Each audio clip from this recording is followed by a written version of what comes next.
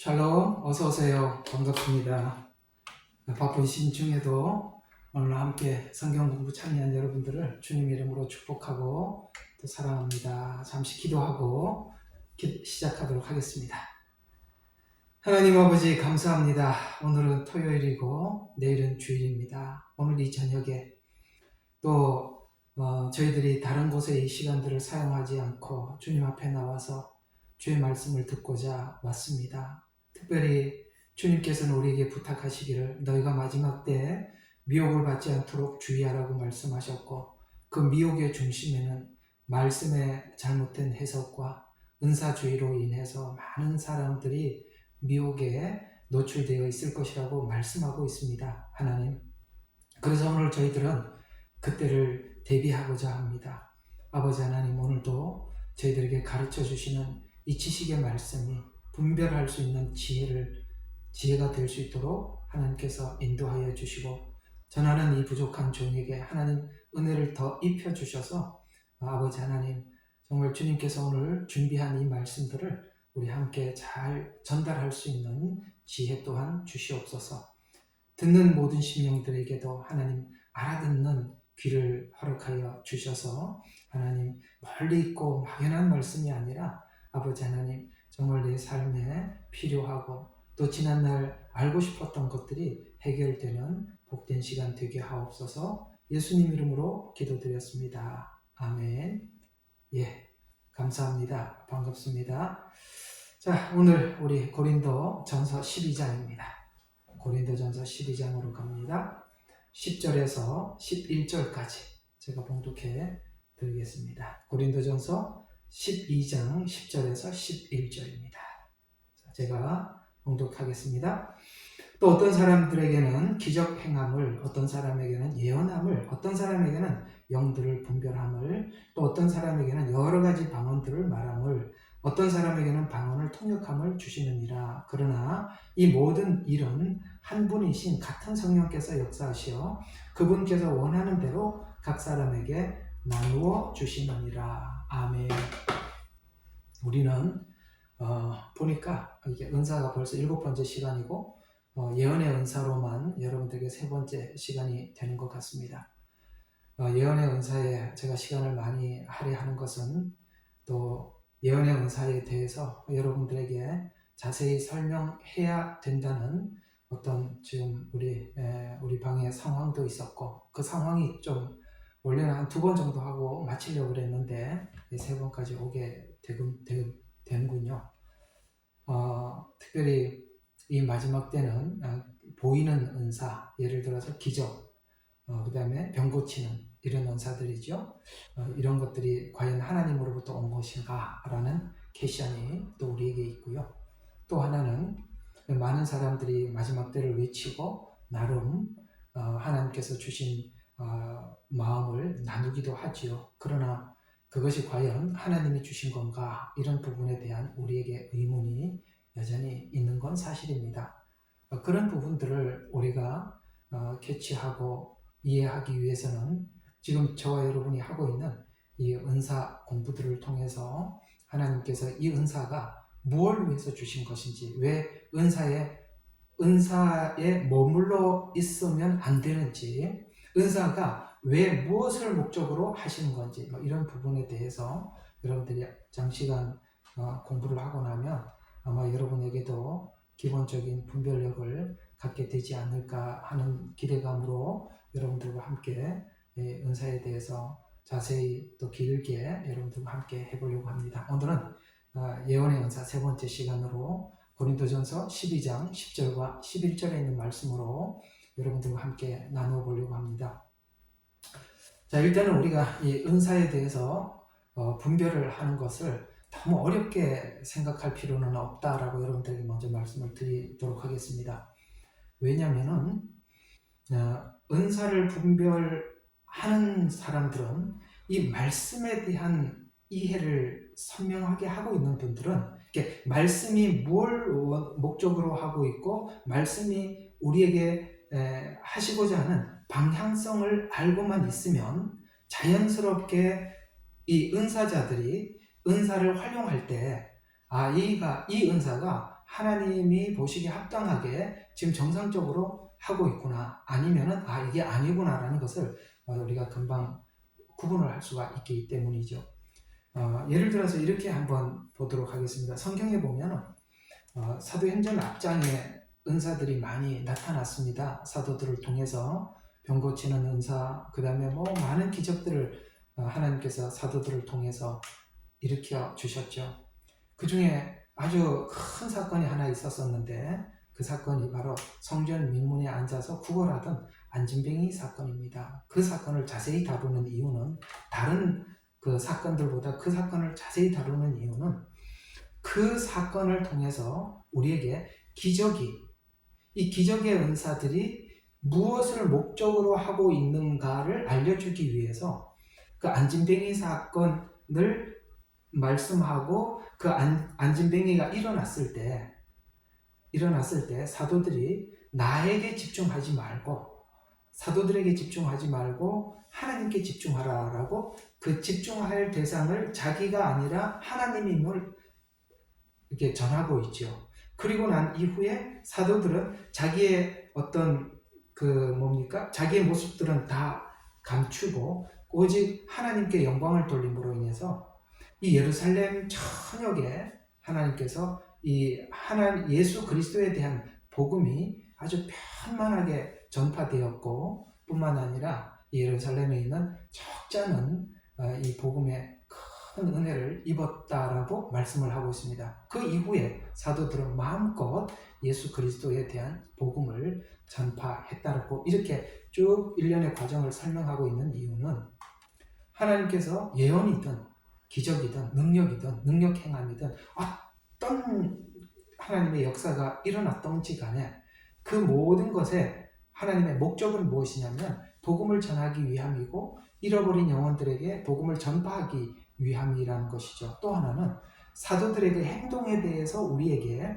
지금 설명해주고 싶어하는 것은, 그 사도들은 그런 일을 했지만 결코 자기들을 드러내거나 나타내지 않고, 아니다, 이 일을 행한 것은 왜 우리를 주목하느냐, 이게 참 중요한 이야기예요.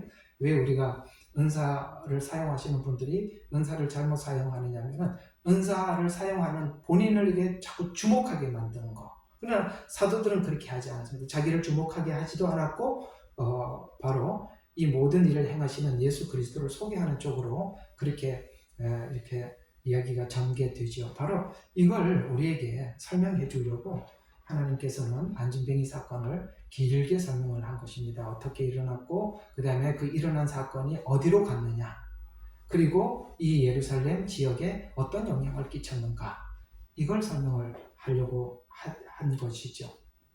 실제 우리가 복음을 들어보지 못한 오지에 가서 복음을 전하다 보면, 마치 그 안진뱅이가 예루살렘에는 모두가 알고 있는 안진뱅이가 있었던 것처럼, 그런 사람들이 정말 복음의 오지에 가면 있어요.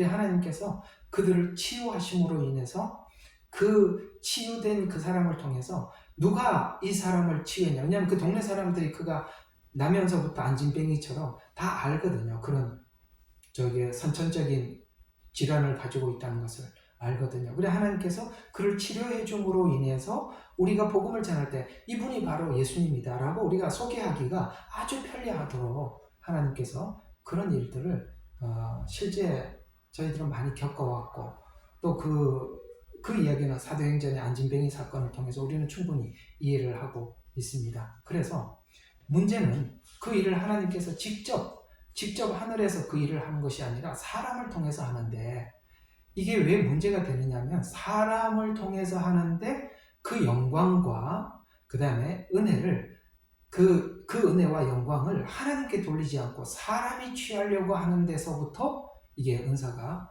꼬이기 시작하고 오용되게 되게 되고, 거기서부터 문제가 된다라는 것을 성경은 그걸 강조하고 있고, 그 부분에 대해서 우리가 충분히 이해를 해야 된다라는 차원에서 이렇게 한번 여러분들과 함께 이 이야기를 한번 해보도록 하겠습니다. 여러분, 오늘은 이제 우리가 예언의 은사 세 번째 시간인데요. 여러분, 성경을 이제 저 같은 사람들은 이제 성경을 해석을 하고 여러분들에게 그 해석한 성경을 설교로 만들어서 여러분들에게 전하고 있는 이런 일들을 하고 있죠. 그래서 저희들 보고 설교자다라고 이야기를 합니다.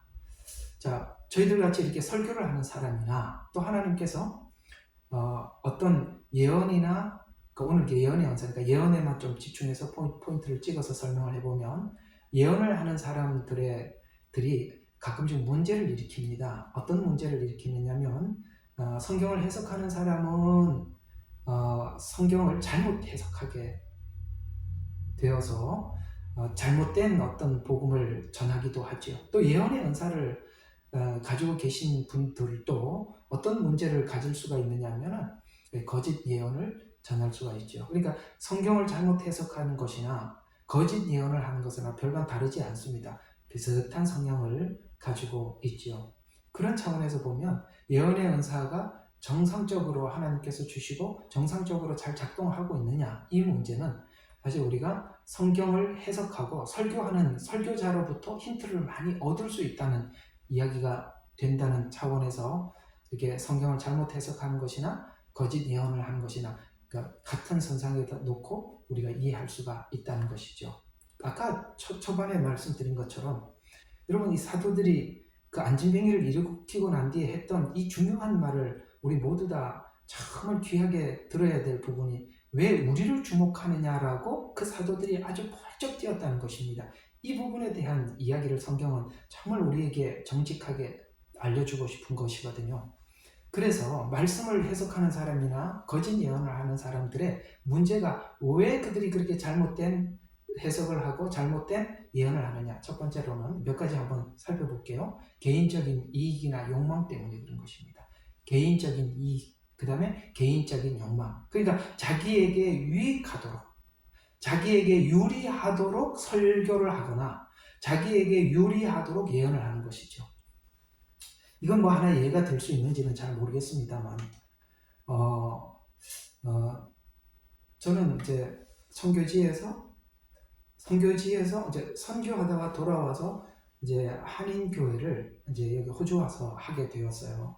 근데 지금 저는 오랫동안 어떤 한 문제가 풀리지 않아서 정말 오랫동안 고심을 한 적이 있습니다. 굉장히 긴 시간이었습니다. 그게 어떤 것이었냐면은 설교를 하고 나면 성도들에게 오해를 하시는 분들이 오랫동안 굉장히 많았었어요. 나는 그게 오해를 하고 있다고 생각을 못했는데 보니까 오해를 하고 있더라고요. 그게 어떤 상황이었냐면은 자기들 사이에 어떤 교회 안에 약간의 어떤 뭡니까 오고 가는 어떤 대화나 약간의 어떤 알력들이 있을 때 제가 이제 설교 단상에 올라가서 설교를 하고 내려오면은 사람들이 목사님은 자기의 입장을 설교 시간에 밝혔다는 거죠. 제 말 이해하시는지 모르겠습니다. 제 입장을 사람들에게 설교 시간마다 밝히더라는 거예요. 그래서 왜 이렇게 당신은 왜 이렇게 입장을 밝히냐, 왜 이렇게 생각하느냐, 이렇게 이제 항의가 들어와요. 그래서 저는 사실은 거기에 대한 전혀 마음이 없었었는데 사람들은 그걸 그렇게 생각을 하고 오해를 하고 있는 것에 대해서 저는 사실 많이 놀랐었습니다. 그게 왜 사람들이 저렇게 설교를 이렇게 오해를 할까라고 참 오랫동안 생각을 해요. 저는 그분들이 그렇게 생각하고 있다고 전혀 생각을 하지 못했었어요. 정말 긴 시간 그랬습니다. 7, 8년. 왜냐하면 저는 강해 설교이기 때문에 어떤 하고 싶은 이야기를 성경에서 필요한 것을 꺼내갖고 설교하지 않습니다. 설교를 하다가 보니까 그 내용이 나와서 그냥 할 뿐인데 이분들은 그걸 그렇게 오해를 하더라고요.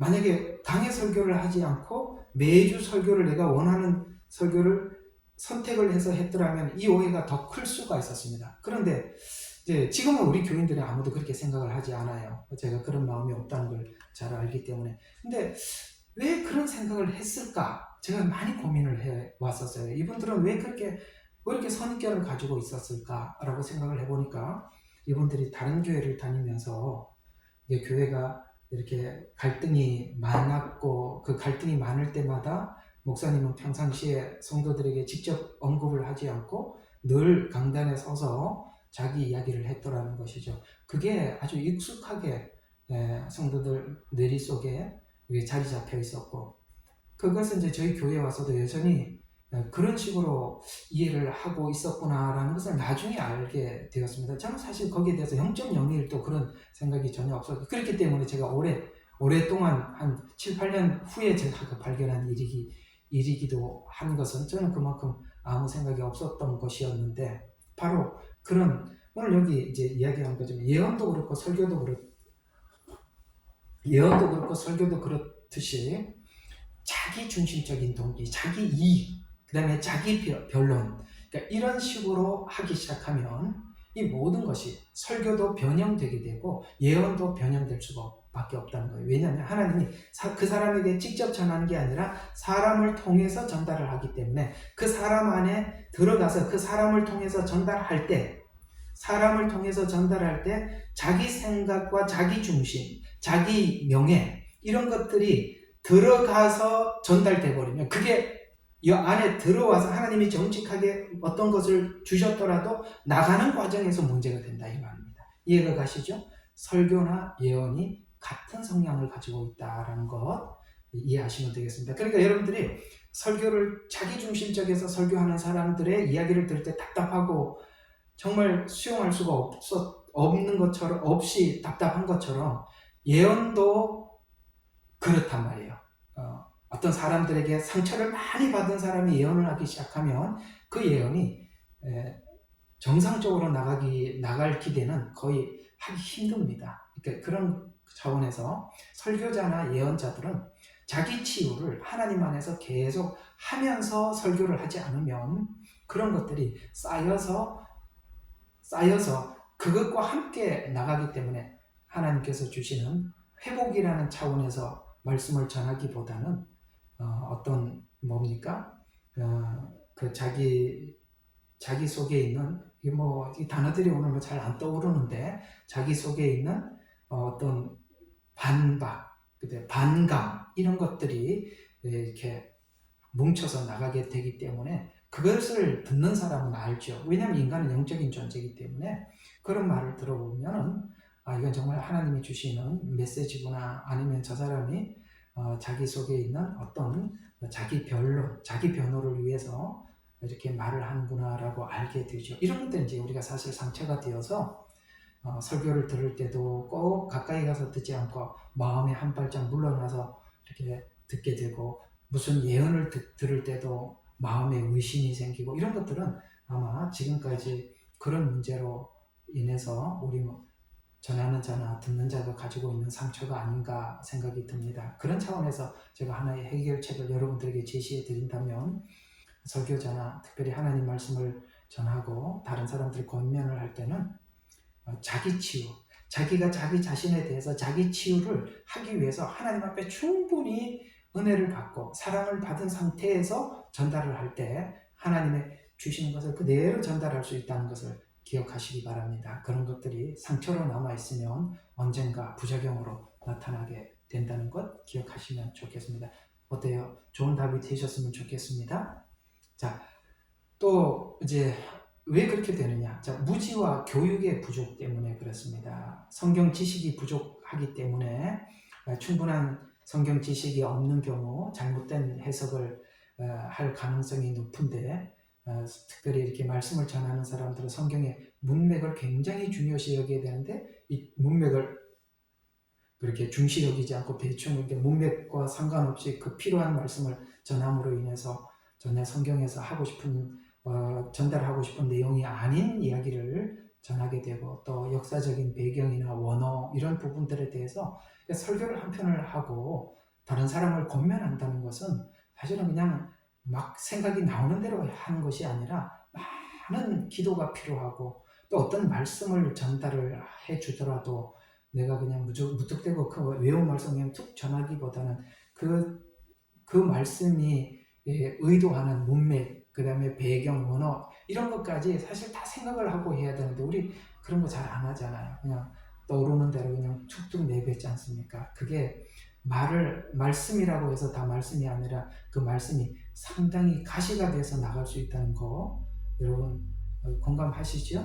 그런 것들이 다 그런 것이 부족해서 그러는 것입니다. 또 하나는 지금 현재 예언이나 혹은 이게 말씀이 변질되어 가는 이유 중에 하나는 뭐냐면은 현대 사회적인 분위기 때문에 그렇습니다. 현대 사회적인 분위기라고 한다면은 지금 현재 기독교 또 특별히 설교자들이나 이런 사람들이 가지고 있는 압박들이 있어요. 그게 뭐냐면은 이게 지금 반기독교적 법안이 개정이 되지 않습니까? 만약에 그게 법안이 개정되고 난 이후에 이런 말씀을 전하였을 때 어떤 처벌 대상이 될 수 있다. 예를 들어서 우리가 차별금지법이나 동성애법이나 이런 것들이 이제 통과가 되고 있고, 그 법이 통과가 되고 나면 설교자들은 이 문제에 대해서 심각하죠. 왜냐하면 그거 하면은 첫 번째 경고, 두 번째는 벌금, 세 번째는 거기에 대해서 실제적으로 구속을 당하기도 하고 이런 법안 개정. 또 하나는 이제 종교적인 어떤 법안들의 개정이죠. 요즘은 종교다원주의 시대가 되어서 통합적으로 가고 있는데 그 통합이 아닌 것을 외치게 될 때 고립될 교회의 형편들 이런 것들, 이런 사회적인 분위기나 그 다음에 문화적인 흐름, 그런 것들이 보이지 않게 굉장히 압박으로 다가오기 때문에 그렇습니다. 그래서 요즘은 여러분들이 좀 이방에 오시는 분들은 좀 그런 하나님의 말씀에 대해서 진정한 갈망이 있고 진정한 어떤 소원이 있어서 오시는 분들인데, 우리가 보기에는 이렇게 종교 통합을 위해서 내놓은, 예를 들어서 WCC, NCCK, WEA 이런 모든 그 것들은 전부 다 사실은 예수 그리스도의 그 복음을 부인하기 위해서 만든 종교 통합에 큰 나쁜 사람들이 만들어서 우리로 하여금 이 복음을 흐릿하게 만들기 위해서 이렇게 꺼낸 종교 단체들인데, 그런 거에 대해서 교회에서 말하지 않는 것에 대해서 우리가 답답함을 느끼고 있지 않습니까? 그게 왜 그러냐면은 아까 말씀드린 것처럼 이게 사회적인 분위기가 그렇게 가고 있기 때문에, 이렇게 되면 더 이상 사람들이 교회에 더 오지 않냐. 있는 사람들도 만약에 이런 이야기 이슈를 꺼내놓으면 사람들이 반감을 가지고 교회를 떠나지 않을까,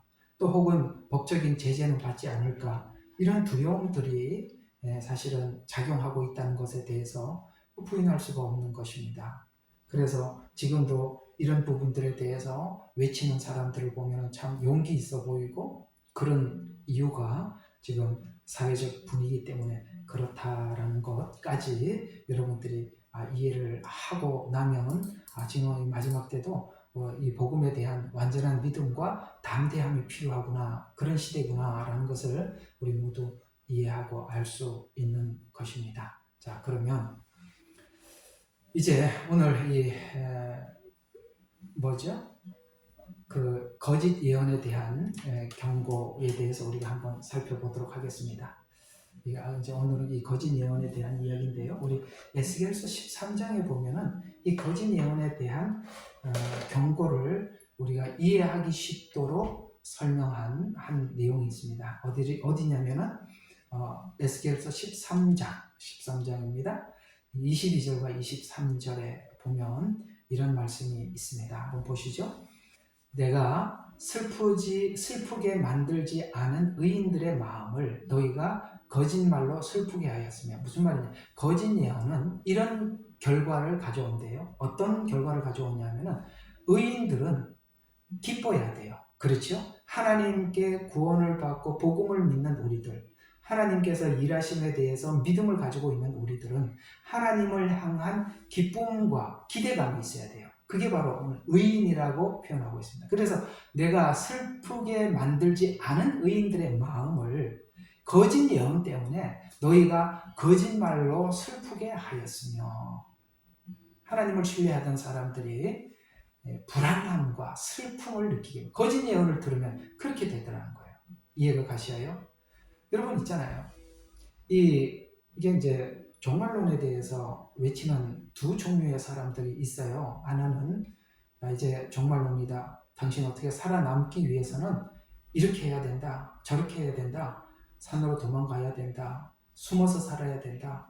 이렇게 이야기하는 사람이 있는가 하면, 이 종말은 하나님께서 우리에게 주신 마지막 때이고, 이 마지막 때 하나님은 이런 마지막 때 한 번 더 아직도 하나님 앞에 돌아와서 회개하지 못한 자들을 향해서 회개하도록 하나님께서 회개의 시간을 주시고 또 회복과 구원의 시간을 하나님께서 허락하실 것입니다. 그 일을 위해서 누군가가 이 복음을 전파해야 하고 또 우리는 이 마지막 이 때까지 이 복음을 믿고 어떤 상황이 오더라도 우리에게 주신 이 복음은 우리로 하여금 확신을 갖게 되고 세상을 이기게 만들었으니 우리가 더 복음 안에 굳게 설 뿐만 아니라 우리가 마지막으로 외치는 자가 되어야 되겠습니다. 이 두 부류가 있어요. 하나는 마지막 때니까 당신이 어떻게든지 마지막 때 숨어서 살든지 하여튼 견뎌야 한다. 쉽게 말해서 고난이다. 이렇게 주장하는 사람이 있는가 하면 한쪽에서는 아니다. 하나님께서 마지막 때 한 번 더 모든 인류에게 회개의 기회를 주신다라고 이렇게 두 부류가 지금 외치고 있어요. 크게 보면 그렇게 둘로 나누어져 있다 이 말입니다. 그런데 우리가 받은 복음은 우리 에스겔서 13장 22절에 있는 말씀처럼 우리가 받은 복음은 뭡니까? 슬프게 만드는 복음이 아니죠. 우리가 복음을 들으면 들을수록 슬프던가요? 아닙니다. 우리는 복음을 들으면 들을수록 사망이나 생명이나 천사들이나 우리를 향한 하나님의 사랑에서 끊을 수 없다는 것에 대해서 확신을 하고 있는 사람들이에요. 그런데 이 거짓 예언을 듣고 나면은 이게 도리어 거짓말 슬프게 하더라는 거예요. 주님이 그렇게 말씀하고 계세요. 거짓말로 슬프게 하였으며 또 악인에게는 이렇게 된대. 이 거짓 예언은 이렇게 된대. 악인에게는 생명을 약속함으로써 여러분 이거는 반대잖아요. 여러분 의인에게 생명이 약속되어 있는데 거짓 예언자들의 거짓 예언은 악인에게는 생명을 약속하죠. 그건 지금 그 사람이 구원 안에 있지도 않고 전혀 하나님과 관계없는 삶을 살아가고 있음에도 불구하고 야 괜찮아 하고 생명을 약속해 줌으로써 악인의 손에 힘을 돋워 아주 이 에스겔서 13장이 정확하게 우리에게 설명해 주고 있지 않습니까? 자, 의인은 슬프게 만들고 악인에게는 뭐예요? 손에 힘을 돋워 그로 그의 악한 길에서 돌아서지 못하게 하였으므로 아시겠습니까? 악인들이 회개할 기회를 놓쳐버린다는 거예요. 이 거짓 예언을 들으면. 그래서 너희는 더 이상 거짓됨이나 신묘한 점괘를 보지 못하리니 이는 내가 너희 손에서 내 백성을 구해낼 것이니라. 그러면 너희는 내가 주인 줄 알리라. 이렇게 말씀하고 있습니다. 어떻습니까? 이 말씀이 너무나도 공감되지 않으세요? 거짓 예언은 그렇습니다. 거짓 예언은 악인에게는 힘을 돋워주고 의인에게는 슬프게 만든다는 반대 있잖아요. 그러나 참 복음은 그렇지 않습니다. 참 예언은 그렇지 않습니다. 반대로 증상이 나타나는 것입니다. 이런 것처럼 우리는 이 거짓 예언, 거짓 복음 이런 것들이 무슨 일을 하는지 우리가 알게 됩니다. 그러나 제가 지금 이거는 에스겔서에 있는 원래 성경의 말씀이고 지금 현대를 살아가고 있는 우리들이 가지고 있는 문제를 지금 현대와 이렇게 맞춰서 하나 제가 여러분들에게 소스를 한번 드리면 지금 현대는 이 양극화가 점점 벌어져서 중립이 사라져가고 있는 시대를 살아가고 있어요. 예를 들어서 이런 거죠. 거짓 예언에 한번 매몰된 사람들은 그 거짓 예언을 따라서 계속 그런 종류의 예언만 따라 들어갑니다. 예를 들어서 좌파는 좌파의 어떤 뉴스만 자꾸 찾아 들어가죠. 우파는 우파의 뉴스만 찾아 들어가죠. 그래서 중간에 합의점이 없어져가고 점점 이 간격이 완전히 벌어져서 둘은 만나서 대화를 할 수 없는 이렇게 완전히 벌어지게 만드는 것이죠. 오늘 이 기독교 내용들도 이 유튜브 안에도 똑같은 현상이 나타나고 있어요. 유튜브도 어떻게 그런 현상이 나타나고 있습니까? 우리가 진짜 복음을 믿는 사람들은 진짜 복음을 전하는 사람을 찾고 찾아서 그 이야기를 자꾸 들음으로 인해서 알고리즘이 그걸 자꾸 우리에게 소개시켜 주잖아요. 그래서 우리가 그쪽으로 우리가 더 분명해져 간다면 반대로 이 거짓된 복음을 가지고 그런 식으로 성경을 이해하고 있는 사람들은 또 그쪽의 이야기만 계속 전해 들음으로써 이제는 나중에 둘을 딱 요즘 그런 게 있어요.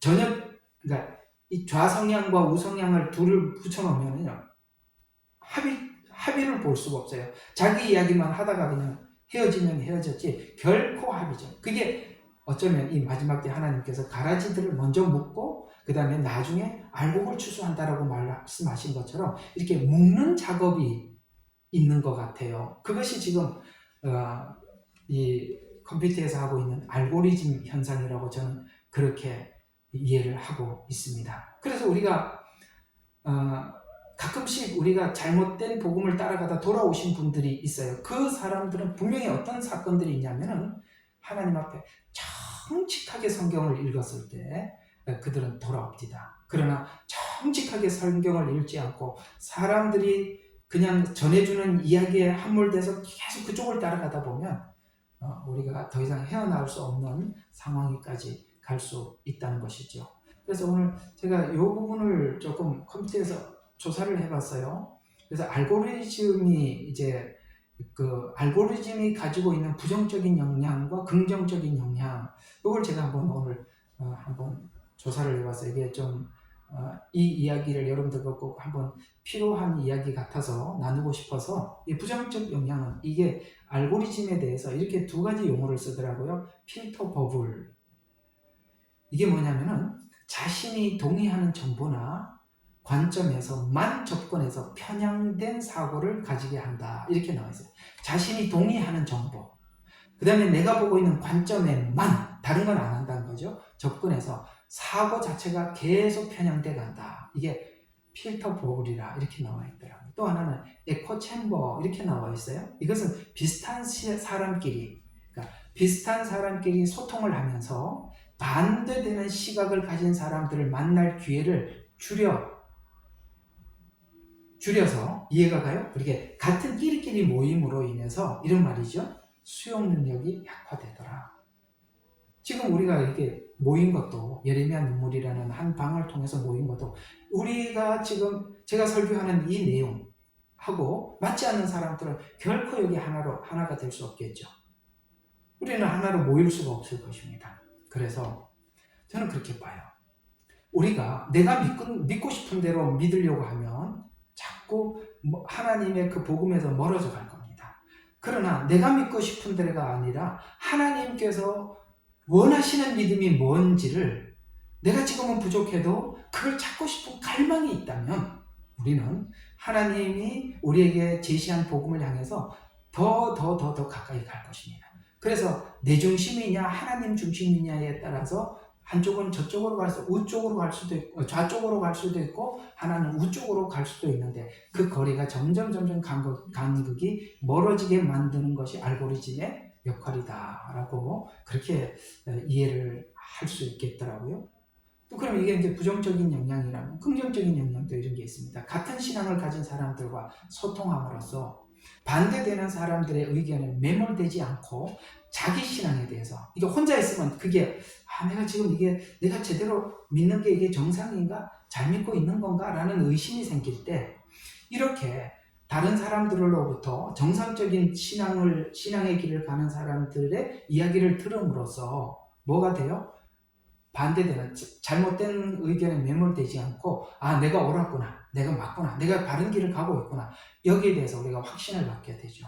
그래서 우리가 이렇게 살다가 보면 하나님, 내가 지금 아무리 봐도 내가 문제가 있는데 하나님께서 과연 이 상황을 계속 나의 이런 부족한 이 상황을 받아주실까? 과연 하나님의 그 큰 내 인생의 섭리와 계획 속에 내가 지금 보내고 있는 정말 이 절망적인 이 시간들이 하나님이 주신 시간일까? 예를 들어서 욥이 걸어갔던 그 과정 안에서 욥이 얼마나 마음에 확신이 없었겠어요, 중간에. 그러니까 하나님께 생일을 저주하기도 하고 내 생명을 걷어가라고 하기도 하고, 과연 내가 그리스도인으로서 내가 이게 할 말인가라는 엄청난 자책감이 들었을 거예요. 그러나 우리는 그 욥이 가는 과정과 그 결말을 알고 있지 않습니까? 그러니까 이 과정이 이 결말을 얻기 위해서 지금 이 답답한 시간들을 보내는 거구나. 이 답답해야만이 그 답을 우리가 받을 수가 있어요. 답답하지 않는 사람들은 답을 구하지 않아요. 그런 것 때문에 어떻습니까? 우리가 정상적인 복음을 들으면 내가 이 절망 가운데, 둘째 아들이 저 먼 나라에 가서 그렇게 허랑방탕하게 살아가고 있으면 끝났다고 우리가 생각을 하는데 그 뒤에 하나님의 간섭함이 있을까? 있지요. 아시다시피 둘째 아들이 돌아왔고 아버지는 받아줬어요. 그런 것처럼 우리가 정상적인 복음을 들으면 어떤 상황에 있더라도 하나님을 향해서 소망을 가지게 되고 기대감을 가지게 되죠. 그러나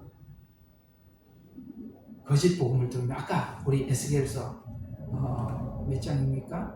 13장에 기록된 대로 악인들은 생명을 약속하고 그 다음에 의인들은 슬프게 하고 그게 반대가 되는 거죠. 그러니까 우리가 무슨 이야기를 들었느냐에 따라서 지금 우리의 상황 속에서 절망하지 않고 일어서느냐 아니면 잘못된 복음을 듣고 있으면서도 자기 확신에 빠져 있는가라는 부분들은 바로 참 설교, 그 다음에 참 예언 이런 것과 여러분들이 무엇을 듣는가에 따라서 달라질 수 있다라고 성경은 지적하고 있다는 것.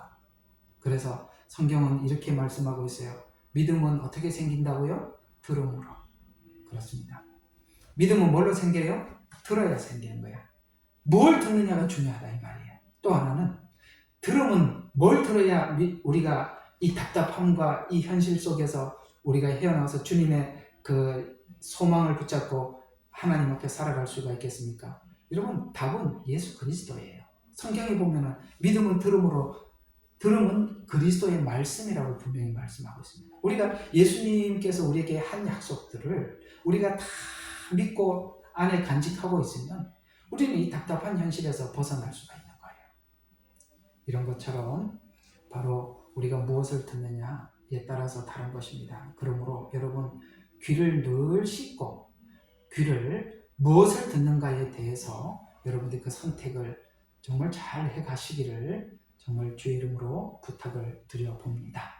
자, 또 예언은 이제 오늘 예언의 부작용에 대한 이야기를 좀 많이 하는 거예요. 예언은 교회의 덕을 세우는데 꼭 필요하지만 질서대로 하지 않으면 부작용이 된다는 거예요. 다시 한번 말씀드릴게요. 예언을 왜 한다고요? 교회의 덕을 세우려고.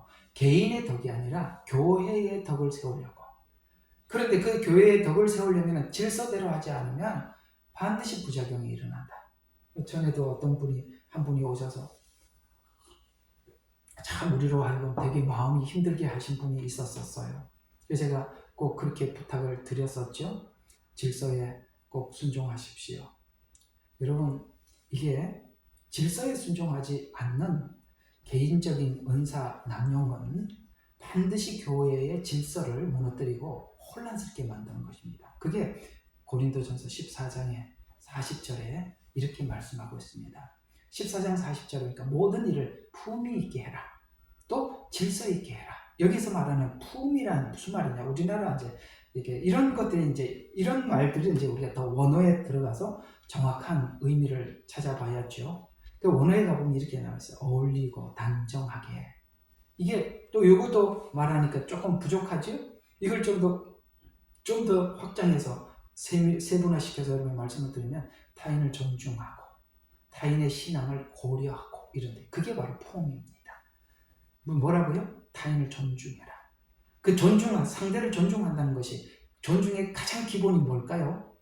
상대의 신앙의 수준을 우리가 고려해 주는 것입니다.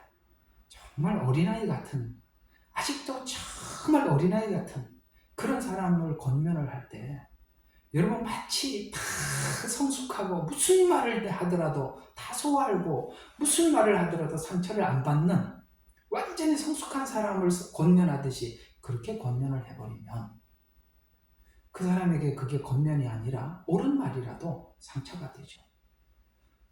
지금 부족한 그 상태에서 붙잡고 일어나야 되는데 상처가 돼서 무너지게 만들지 않습니까? 그게 품이라는 거예요. 상대를 존중하는데 우리가 교회 안에서 상대의 존중은 그 사람의 신앙의 수준을 맞춰주는 것이 품이에요. 그렇죠? 어린아이에게 청년을 훈계하듯이 하면 알아듣겠어요? 모르지 않습니까? 바로 그 이야기입니다. 또 하나는 질서 있게 해라. 이 질서라는 말은 조화를 이루라. 그래서 개인이 독주하지 못하게 해라. 왜냐하면 어떤 사람이 자꾸 하나님 음성을 듣고 있다고 막 자기가 막 들은 대로 막 말을 하는 거예요. 이게 질서를 파괴시키는 행위라고 이야기하는데, 왜 질서라는 말이 나오느냐 하면 리더의 허락을 받고 순서에 따라 개인이 예언을 독점하지 말라 이 말이에요. 개인이 예언을 독점하지 마라. 우리 저번 시간에 배웠죠. 한 사람이 예언을 하면 다른 사람이 그 예언을 이어받게 하고, 다른 사람들은 그것에 대해서 듣고 판단해라. 왜요? 이 예언이라는 것이 하나님께서 주시지만 우리는 정말 그 예언이라는 것을 할 자격이 없는 사람들이에요. 맞죠? 없는 사람이 그 말을 하나님께서 뭘 주더라도 그대로 하면 되는데, 거기다가 꼭 자기 생각, 그리고 그것이 참 이제 나중에도 이게 할 기회가 있을지 모르겠습니다. 이게 하나님이 주시는 예언인지 사단이 주는 건지 어떻게 알겠어요? 그래서 하나님이 한 사람이 독점하지 못하게 해서 어디까지 왜 이렇게 나누어 주는 거예요. 오늘 여기 자 한번 보세요. 10절을 한번 보면 이렇게 말씀을 하고요. 한 사람에게 독점하게 다 주지 않아요. 자, 9절부터 한번 봅시다. 어떤 사람에게는 같은 성령으로 믿음을, 자, 누구에게는 믿음을 준대요. 어떤 사람에게는 병 고치는, 이게 은사를, 또 어떤 사람에게 기적 행하는 거, 어떤 사람에게 예언, 어떤 사람은 분별, 어떤 사람은 방언, 어떤 사람은 통역. 사람들마다 자기가 받은 것들이 있을 거예요. 그러나 그것 하나로 하나님께서 다 교회를 하는 것이 아니라 각자에게 나누어 주더라는 거예요. 나누어 주는 것은 한 사람이 독점하지 못하게 하기 위함이고, 왜냐하면 인간의 약함을 하나님이 아시기 때문에 서로 견제하고 보완을 해야 되기 때문에 하나님께서 한 사람에게 다 주지 않는다는 것입니다. 그런 차원에서 왜 이게 리더는 저번 주에 말씀을 드렸죠. 아나니아 삽비라 이야기를 하면서 1, 2절에 보니까 아나니아 삽비라가 집에 있는 소유를 팔아서 사도들의 발 앞에 가지고 왔어요. 모두가 다 다른 사람들이 소유를 팔아서 가지고 와서 베드로 사도들의 발 앞에 두었을 때 베드로가 대뜸 그러지 않습니까? 네가 이 땅에 있을 때도 네 것이 아니면 판 후에도 네 마음대로 하지 못하겠느냐? 네가 어떻게 성령님을 속이느냐? 라고 이야기를 했다 그랬죠. 그걸 왜 베드로에게 가르쳐 줬다고요? 하나님께서 베드로를 그 교회의 리더로 세웠기 때문에 그런 겁니다. 그 교회의 질서. 앞으로 만약에 그 아나니아 삽비라가 거짓말을 했는데 받아주게 되면 제2, 3, 제4의 아나니아 삽비라가 등장함으로 인해서 이 예루살렘 교회는 굉장한 혼란에 빠지게 될 겁니다. 그 경건성을 잃어버리게 되겠죠. 그래서 하나님께서 그 교회의 치리자로 세워준 베드로에게 알려줬다라고 말씀을 드렸어요. 그런 것처럼 그걸 하나님께서 어떤 리더를 세우고 그 리더를 통해서 하나님께서 그 교회를 운영해 나갈 때 이 은사는 그 리더의 허락을 받고 하나님께서 지금 성경에서 말씀하신 이 절차에 따라서 해라. 누가 독점할 수 없다. 아시겠습니까? 설교자 필요 없어. 하나님 내게 직접 들려주니까 내가 들려주는 대로 그냥 따라서 해. 저 여기서 목회하면서 참 그런 분들 많이 왔다 가더라고요. 참 이상한 사람들이에요. 그래서 제가 그랬습니다. 당신이 따로 가서 목회하세요. 절대 그런 게 아니거든요. 하나님은 질서의 하나님이라는 거 기억하셔야 합니다. 왜 그렇게 해야 하는가? 품위 있고 질서 있게 해야 되느냐? 고린도전서 14장 33절에 보니까 하나님은 혼란의 창시자가 아니라 화평의 창시자이기 때문이다. 혼란. 하나님이 질서를 확 무시해버리고 어느 날 베드로를 세웠다가 갑자기 예언하는 사람을 딱 데려다 놓고 하나님께서 야 앞으로 리더를 바꿨다 이렇게 하는 하나님이 그렇게 무질서한 하나님이 아니라 이 말이에요. 하나님은 혼란스럽게 만들기 위해서 은사를 준 것이 아닙니다. 또 예언을 듣는 자는 예언을 이어받아 하는 자들, 곧 교회의 목적에 따라서 교회에 세우신 그 목적에 따라서 하도록 하나님께서 그렇게 해야 하기 때문에 반드시 이 질서를 따라라라고 하고 있습니다. 이 품위와 질서, 아까 여기 있는 게 품위와 질서는 예언에서뿐만 아니라 방언에서도 그렇게 하라라고 말씀하고 있어요. 이게 다 말의 은사들이지 않습니까? 자, 그래서 이 방언도 품위와 질서에 따라서 하라는 말씀이 14장 27절, 28절 여기 보면 이렇게 얘기해요. 차례대로 순서에 따라 하라. 또 하나는 방언이 통역이 없으면 침묵해라. 통역이 없으면 하나님께만 말을 해라. 이렇게 말씀하고 있습니다. 또 그 앞에 있는 26절에는 방언을 포함한 모든 은사는 개인에게 자기에게 유익이 되더라도 이해가 가요? 나에게는 유익이 됐어요. 그러니까 나에게 유익되었던 어떤 하나님께서 주었던 은혜를 교회에 풀어놨어요. 그렇다고 해서 모두에게 유익이 되는 것은 아니다 이 말이에요. 이 말 참 중요한 이야기인데요. 나 옛날에 하나님께서 이렇게 만나 주셨고 옛날에 하나님께서 내 문제, 내 죄의 문제들을 이렇게 지적을 했는데 그래서 내가 그 순간 하나님 앞에 많은 부분들을 내가 감지하게 되었고 회개하고 돌아섰습니다. 그래서 지금 이렇게 변했습니다. 그 사람에게는 덕이었단 말이에요. 그 사람에게는 유익이었단 말이에요. 그러나 하나님이 모든 사람을 그 사람을 그렇게 바꾸듯이 그런 방식을 쓰지 않는다 이 말이에요. 그 사람은 그렇게 극단적으로 하나님께서 돌이키게 한다면 누구는 서서히 바꾸는 사람도 있다는 거예요. 바울과 같은 사람도 있는 거예요. 아시겠어요? 바울과 같이 다메섹에 가서 갑자기 주님께서 밝은 빛 아래 예수님이 나타나셔서 바울아 사울아 사울아 그러니까 누구십니까? 라고 보니까 내가 너를 그러니까 네가 핍박하는 예수라라고 이렇게 해서 만나주는 극단적으로 만나는 사람들이 있는가 하면 토마처럼 만져보고 손가락 넣어보고 나의 주 나의 하나님입니다 이렇게 말하는 사람도 있고 베드로처럼 부인하고 갔다가 주님 만나서 주님만이 아십니다 이렇게 해서 주님을 만나는 사람도 있고 이름 없는 사도들처럼 우리가 많이 거론되지 않는 사도들처럼 그들이 아무 일을 안 한 것이 아니라 그들처럼 조용히 주님을 만나고 조용히 자기들의 사명을 묵묵히 감당하다가 성경에도 기록되지 않는 어떻게 어디서 어떻게 사라졌는지 대부분은 순교를 당했다고 성경은 우리는 역사적으로 이해를 하고 있는데 그렇게 간 사람들도 있다 이 말이에요. 사람마다 하나님께서 그 각자 그 다름을 하나님께서 받아들이시고 그것에 따라서 하시는데 내가 옛날에 이렇게 한 것처럼 누구나 이런 과정을 겪어야만이 모두 다 주님을 만납니다. 이런 건 아니라 왜요? 아까 말했죠. 26절을 보니까 개인에게 유익이 되더라도 방언이 혹은 예언이 아니면 자기에게 찾아온 체험이 자기에게는 유익이 되더라도 이것이 교회에 덕이 되느냐는 다르다 이 말이에요. 나에게는 덕이 됐죠. 나에게는 큰 유익이 됐죠. 그러나 모두가 나처럼 되는 것은 아니다. 이걸 우리는 오해를 하는 거예요. 왜냐하면 자기가 만난 이 방식대로 모두 다 이렇게 만나야 된다고 생각하는 분들이 의외로 너무 많아요. 아이고, 참 잡아야 될 게 한두 개가 아닙니다. 정말 많습니다. 예. 그래서 자기 방식으로 주님 앞에 오지 않으면 아직 안 온 거다. 이렇게 오해를 하시기도 하는 분들이 있더라고요. 그래서 바울은 예언의 중요성을 강조하면서도 교회의 질서와 교회를 사랑하는 마음을 가지고 덕이 되려면 사랑하는 마음을 가지고 예언해야 한다고 이 고린도전서 12장부터 14장에서 강조하면서 그래서 12장에도 은사장, 14장도 은사장, 그래서 그 중간에 사랑장이 삽입되어 있는 것입니다. 이는 왜 그렇게 해야 되느냐면 교회 공동체 성장과 구성원들의 영적 화평이 우선이기 때문에 영적인 화평이 우선이에요. 덕이 된다는 것은 화평이에요. 화평. 그래서 사단은 나누죠. 그러나 성령님은 화평, 연합시키는 것입니다.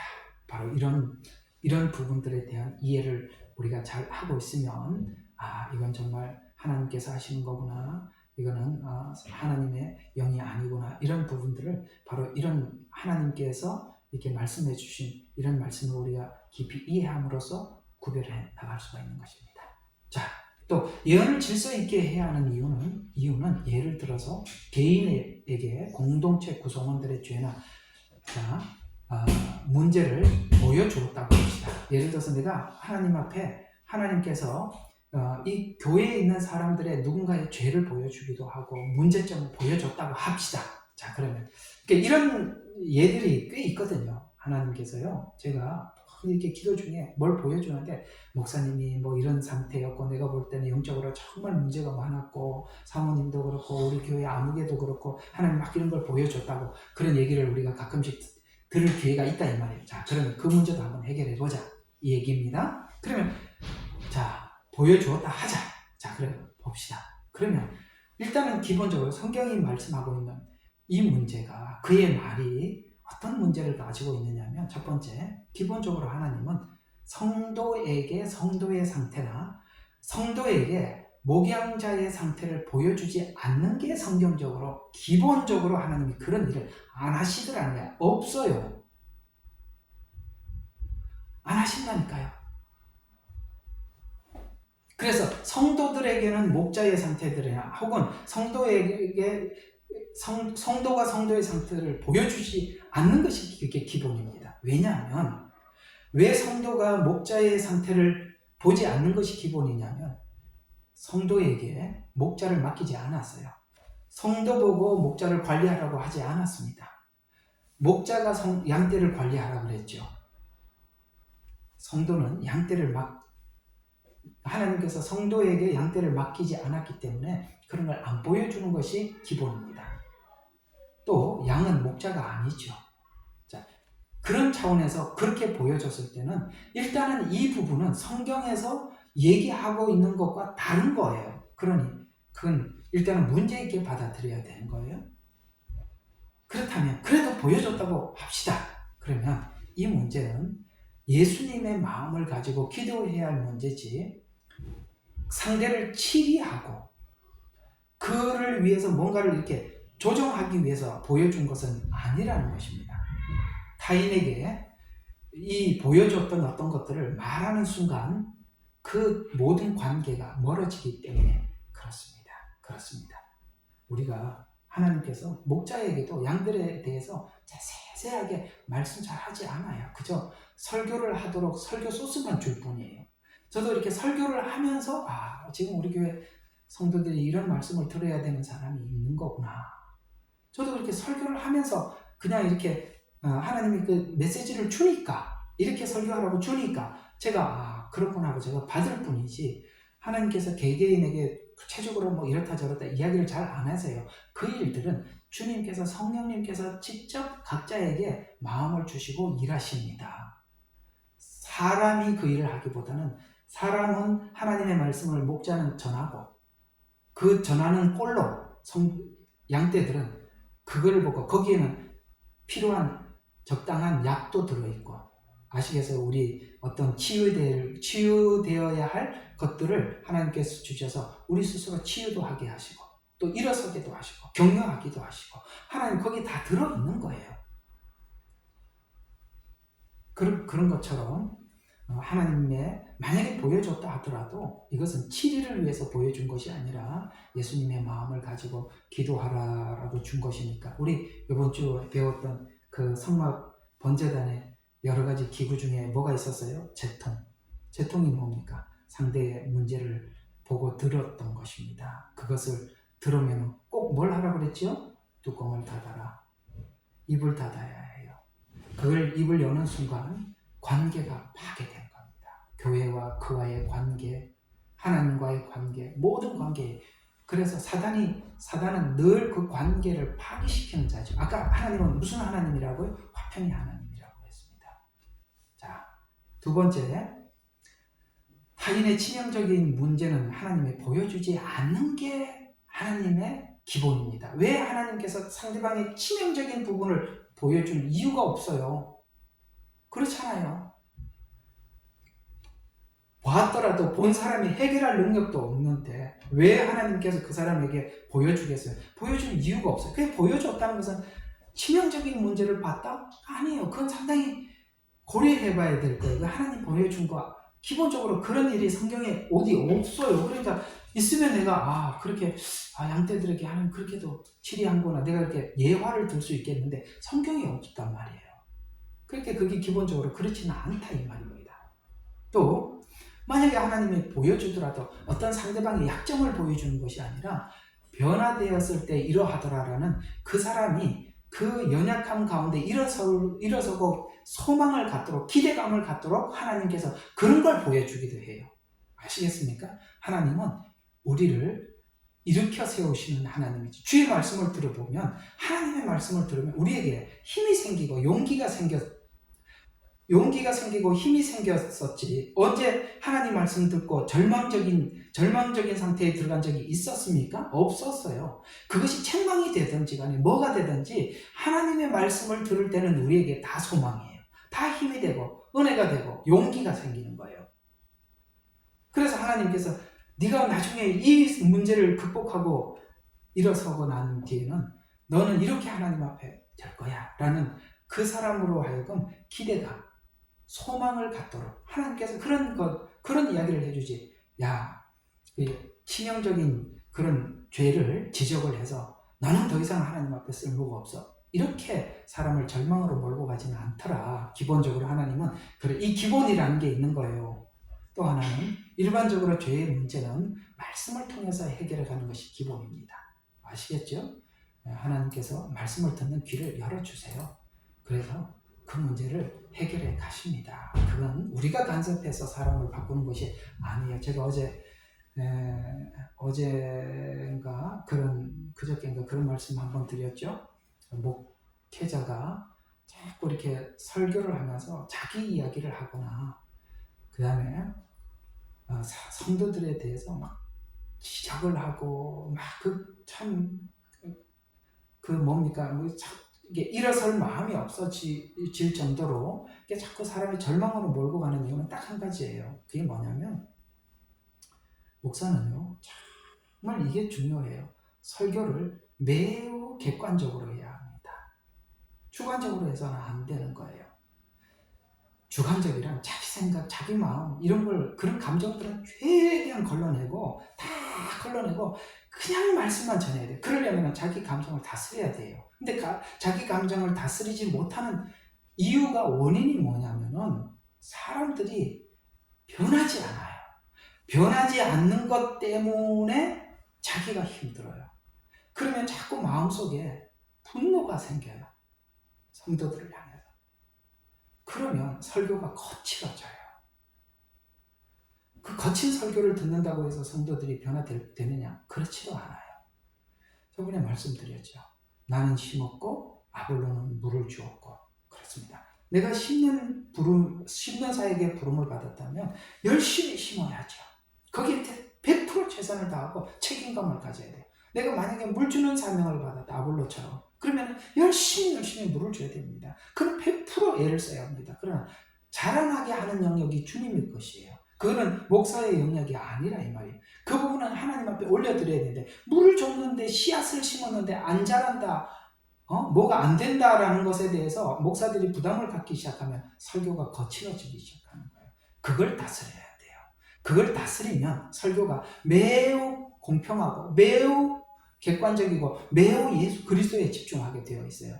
그렇지 않으면 자기 설교를 듣지 않는 청중들을 향한 분노가 솟아난단 말이에요. 그러면 그 내용은 그건 독성이 있는 꼴이 나오는 거예요. 그런 이유들. 그래서 처음에 말씀드렸지 않습니까? 설교자나 예언자는 자기가 자기를 하나님 앞에 충분하게 다스려야 하고 하나님 앞에 충분한 사랑을 받는 것에 대해서 하나님 앞에 자기가 사랑을 받는 것에 대해서 깊고 깊은 이해와 기쁨이 있어야 그것을 왜곡되이 전달하지 않는다는 것입니다. 좋은 여러분에게 소스가 되었으면 좋겠습니다. 자, 또 보여주는 것을 하나님께 구하지 않고 타인에게 비판하고 판단하여 분열과 혼란을 가져온다면 이 보여준 것을 사람들에게 말을 했을 때 그걸 가지고 비판하고 선입견을 갖게 되고 그래서 사람들이 말을 해서 혼란과 분열을 가져온다면 그것은 분명히 하나님이 준 것은 아니다. 아시겠죠? 자, 그래서 이 성경은 우리들에게 이렇게 권면을 하고 있어요. 이 권면을 한번 들어볼 필요가 있습니다. 이 마음이 준비되지 않으면 아무것도 하지 마라. 설교도 하지 말고 예언도 하지 말고 말로 뭘 하는 건 아무것도 하지 마라. 자, 빌립보서 2장 3절과 4절에 이렇게 말씀하고 있습니다. 바울은 교회 구성원들에게 겸손을 강조하면서 아무것도, 여기서 말하는 아무것도는 모든 것들, 설교나 예언이나 교회에서 뭘 하는 것도 아무것도 헛된 영광을 위하여 라는 말은 자기 이름, 자기 영광, 자기 명예를 위해서 하지 말고 오직 겸손으로 각각 자기보다 남을 낮게 여기고 죄인이라 할지라도 그가 나보다 나은 부분이 있다 이 말이에요. 그래서 기본적으로 어떤 생각을 해야 되냐면 남을 존중해야 돼요. 연약한 믿음은 연약한 믿음대로 존중을 해줄 수 있어요. 그래서 남을 낮게 여기고 자기 일만 생각하지 말고 남의 일도 생각하라. 어때요? 이 권면이 기가 막히지 않습니까? 앞에 있는 말이 뭐예요? 다툼이나 헛된 영광. 이것을 우리가 정리하지 않으면 남을 나보다 낮게 여기는 일도 불가능한 일이고 그 다음에 남의 일도 할 수가 없는 것이죠. 기본적으로 이게 준비되지 않으면 하지 말라 이렇게 이야기를 하고 있습니다. 자기 마음을 다스린다는 것이 얼마나 중요한지 아시겠죠? 그래서 성경에 보면 집사를 세울 때도 자기 집을 잘 다스리는 자가 되어야 할지니 자기 집을 다스리지 못하는 자가 어찌 하나님의 교회를 다스리리요? 라고 말하는 것처럼 여러분 자기 집을 다스린다는 것이 얼마나 힘든지 아시죠? 우리 여기 있는 분들 자기 집 다스리는 게 엄청 힘들잖아요. 제일 힘든 게 자기 집에서 인정받는 건데요. 자기 집에서 인정받지 못하는 사람들이 문제가 뭐가 있냐면은 자기 집에서 인정받지 못하는 그것을 밖에 가서 사람들한테 인정을 받으려고 그래요. 그러면 큰 문제가 생기는 것입니다. 그래서 성경은 다른 이들은 자신보다 더 낮게 여기라고 권고하고 있습니다. 이런 아까 다툼이나 허영, 그 다음에 헛된 영광 이런 것들을 가지게 되면 교만의 거짓 예언의 기본이 되게 되고 교만의 동기가 되기 때문에 그렇습니다. 그래서 우리가 참된 예언을 하기 위해서는 정말 훈련에 정말 중요한 권면을 오늘 빌립보서 2장 3절과 4절에서 우리에게 말씀하고 있듯이 우리가 무엇을 준비해야 하고 어떤 훈련을 받아야 하는지를 말씀해주고 있는 것입니다. 자, 앞에 있는 이 예들은 거짓 예언과 교만한 마음의 문제를 지적하고 하나님의 마음을 따르며 진정한 교회와 영혼을 사랑하는 자만이 참된 예언을 할 수 있음을 말씀해주고 있습니다. 이러한 마음가짐은 교회 질서를 준수하고 순종하는 데 핵심적인 역할을 해나가게 되기 때문입니다. 참된 예언은 교회 구성원들의 다양함으로 나누지 않고 여러분 다양한데 통일성을 가질 수 있나요? 다양한데 통일성을 가질 수 있나요? 그게 불가능하거든요. 그런데 그리스도 교회 안에서는 가능하대요. 왜냐하면 같은 성령 안에서 나누어졌고 같은 복음을 가지고 듣고 있고 한 아버지 아래 있기 때문에 다양한 사람들이 모여서 통일성을 갖는 것이 교회의 특별한 세상과 다른 특별한 단체라는 거예요. 교회가 참 신기하죠. 별의별 사람이 종도 오고 성경대로 표현하면 종도 오고 자유인도 오고 높은 자도 오고 낮은 자도 오고 학력 있는 자도 오고 학력이 없는 자도 모이는 것이 교회인데 정말 다양해요. 남성과 여성이 다르고 세대가 다른데도 교회는 통일성을 가진다. 다양하지만 통일성을 가진다. 왜요? 원래 은사를 주신 분이 한 분이시고 성령님의 목적은 예수 그리스도를 아는 것과 하나님을 아는 것으로 가야 하는 것이기 때문에 그렇습니다. 그렇기 때문에 그분이 우리를 모았고 예수 그리스도를 아는 지식과 하나님을 아는 지식에서부터 자라가라 라고 말씀하고 있잖아요. 그렇기 때문에 그 한 분이 하시는 일이 같기 때문에 우리는 다양하게 모였지만 통일성을 가지고 가게 돼 있어요. 그래서 사단은 이 통일된 다양한 사람들이 모여서 통일되게 가려고 하는 것을 자꾸 뭘로요? 다름으로 나눈다 이 말이에요. 다름으로 나눈다.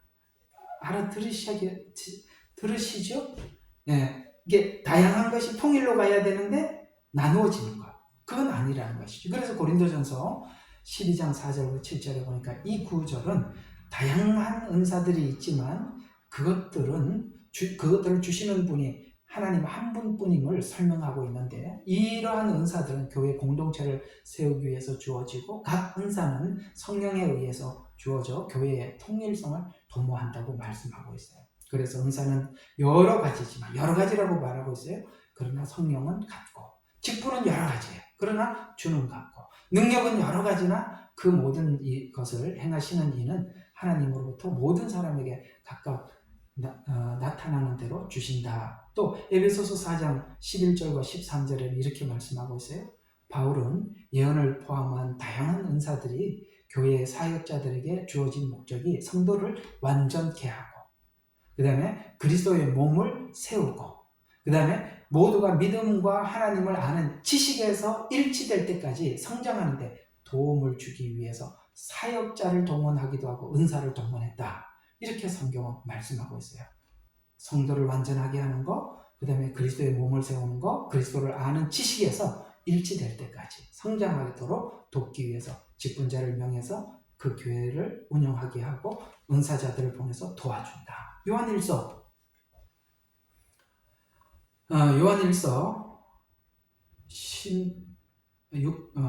요한복음 16장 13절과 14절에 보니까 예수님이 제자들에게 성령의 역할에 대해서 말씀하실 때 성령이 오실 때 진리 가운데 인도하실 것이고 예수님의 것들을 받아서 선포할 것이다 라고 예수님은 살아계실 때 우리에게 말씀하신 적이 있어요. 자, 이렇게 말씀하고 있어요. 성령의 역할이 이런 것이다 라고 말씀하고 있는 것이 예수 그리스도를 드러내고 그 다음에 그분에 대한 지식을 전달하는 것이 목적이다. 그래서 그러나 진리의 성령이 오시면 너희를 모든 진리 가운데로 인도하실 것이니 그가 내 것을 내 것이라는 것은 예수님의 것이죠. 받아서 너희에게 알리실 것이라 이렇게 말씀하고 있습니다. 성령의 역할은 분명히 예수 그리스도를 전하는데 그 목적을 가지고 있어요. 그래서 이러한 성경 구절들은 참된 예언이 하나님과 예수 그리스도를 아는 지식으로 인도하고 교회 내에서 다양한 이 다양성을 인정하면서도 성도 모두가 하나의 목적과 방향으로 나가게 함을 강조하고 있어요. 이는 예언의 궁극적인 목적이 교회의 통일성과 성숙 이 두 가지로 압축할 수 있어요. 통일성, 성숙 이것을 촉진하는 데 있음을 말씀해 주고 있는 성경 구절들입니다. 그래서 고린도 교회는 은사는 많았지만 교만함과 자랑으로 분열되어 갔습니다. 여러분, 그래서 은사가 있는 게 중요한 게 아니라 은사를 잘못 쓰면 자랑과 분열로 가더라. 그러면 이렇게 한번 생각해봐요. 차라리 분열되지 않고 통일되도록 갈 수만 있다면 차라리 은사가 없어서 통일로 간다면 없는 게 낫죠. 그러니까 이렇게 되는 거예요. 은사가 있다 없다가 중요한 게 아니에요. 제가 은사를 처음에 여러분들에게 강의를 시작할 때 이 부분을 누누이 강조했을 거예요. 은사는 이 은사는 이렇게 쓰는 것입니다. 이 은사는 이렇게 쓰는 겁니다. 이게 중요한 게 절대 아니라고 그랬죠. 있는 게 중요한 게 아니에요. 뭐가 중요하냐면은 이게 잘못 썼을 때 어떤 부작용이 있는가를 더 많이 배워야 돼요. 부작용은 왜 생기는 거죠? 은사를 월권하고 남용하고 상대방을 위해서 쓰지 않고 자기를 위해서 쓸 때 은사는 무조건 잘못 씁니다. 또 하나, 말씀을 전하는 것도 자기를 위해서 쓸 때 전혀 말씀이 아무런 능력을 발휘할 수 없는 거예요. 그래서 내가 무슨 은사가 있다 라는 것이 자랑하는 것이 아니라 그게 있으면 훨씬 더 조심해야 하고 절제해야 하고 상대를 생각하는 마음. 그래서 우리가 사랑이 없이 그래서 더 좋은 은사들을 너희에게 보이리라 라고 말씀하면서 13장에 사랑을 그렇게 많이 나열해서 설명하는 것입니다. 여러분 보세요. 어떤 은사를 그렇게 많이 설명한 게 있어요. 13장에 있는 사랑만이 그렇게 설명을 하고 있는 거예요. 은사가 있는 것이 사랑이 아니라는 거, 은사가 있는 것이 믿음이 아니라는 거, 요거 잠깐 한번 보시죠. 고린도전서 13장 1절과 3절 이게 쏟고 있는 것들이거든요. 우리가 내가 대단하다, 속지 말라 이렇게 얘기합니다. 아닌 거. 자, 내가 사람들과 천사의 방언을 한다, 말한다 해도, 여기서 방언, 그러니까, 방언의 은사, 이렇게 생각하죠. 쉽게 말해서 언어의 은사를 이야기하는 것입니다. 말의 은사 있다 그랬죠? 그래서 천사의 방언, 천사 같은 말을 하더라도, 방언을 매끄럽게 하고, 예언을 기가 막히게 한다. 예언을 기가 막히게 하고, 이렇게 하더라도, 그 다음에 또 뭐예요? 사랑이 없으면 그건 다 사람들에게 전부 다, 여러분 한번 생각해봐요. 노시나 소리 나는 노시나 시끄러운 꽹과리, 이런 꽹과리가 무슨 의미가 있어요? 노수로 두드리는 이런 소리들이 무슨 언어를 전달해 주겠어요? 아무 의미 없는 시끄럽기만 할 뿐이라는 거예요. 그러니까 예언을 아무리 유창하게 하고 설교를 기가 막히게 하더라도 사랑을 가지고 하지 않으면 이건 다 사람들에게 듣기에 의미가 없을 뿐만 아니라 그 말 자체가 괴롭다 이 말이에요. 시끄러운 꽹과리가 되고, 그래서 우리가 천사의 말을 기가 막히게 설교를 잘하고 기가 막히게 예언을 받아서 상대방에게 전달한다고 해서 그게 하나님의 일을 성실히 수행하는 것이냐? 아니라 소리나는 꽹과리가 될 수 있다는 것입니다. 말을 기가 막히게 천상유수로 하더라도. 2절, 내가 예언의 은사가 있어 모든 신비와 모든 지식을 알고, 예언의 은사가 기가 막히는 영역까지 들어가죠. 신비를 알게 한답니다. 지식도 알게 한답니다. 기가 막히죠. 그래서 모든 신비를 다 안다고 하더라도 또 산을 옮길 만한 믿음이 있다. 믿음, 대단한 믿음이죠. 산을 옮길 만한 믿음이래요. 해도 사랑이 없으면 아무것도 아니에요. 자, 우리가 이런 방언을 한다, 예언을 한다, 믿음이 있다, 지식이 있다. 그것이 하나님이 나를 사랑해서 특별히 주신 은혜다. 속지 말라. 그거 사랑 없이 하면은 nothing, 영어로 아무것도 아니라는 거예요. 그 다음에 또 하나 착각할 수 있는 게 있어요. 내가 얼마나 대단한지 3절에 보니까 내가 모든 소유를 주어서 가난한 사람들을 구제해요. 그럼 내가 그런 사람 얼마나 세상 신문에 날 사람 아닙니까? 내 모든 소유를 주어서 가난한 사람들을 구제했어요.